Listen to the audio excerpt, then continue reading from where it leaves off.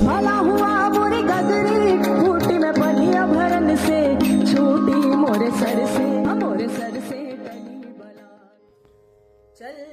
चाकी चाकी सब कहें कीली कहे न कोई, चाकी चाकी सब कहें कीली कहे न कोई, जो कीली से लाग रहा वका बाल न बीका होए। जब समय की इस चक्की में पिस हर किसी को खाक होना ही होना है, तो फिर गुरूर अहंकार काहे का अपने होने का।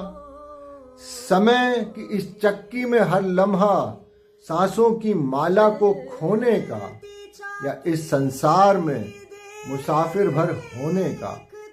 कबीर की कही अनकही उनकी बातें यादें दास्तान के अंदाज में लेके आ रहे हैं दिल्ली यूनिवर्सिटी के लिटरेचर फेस्टिवल में के दास्तान कहत कबीर।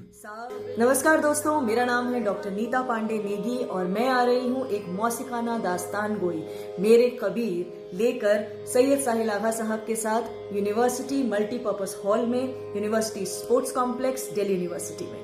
तो आना मत भूलिएगा, जरूर आइएगा, आप सभी का इंतजार रहेगा। भला हुआ बुरी गगरी फूटी में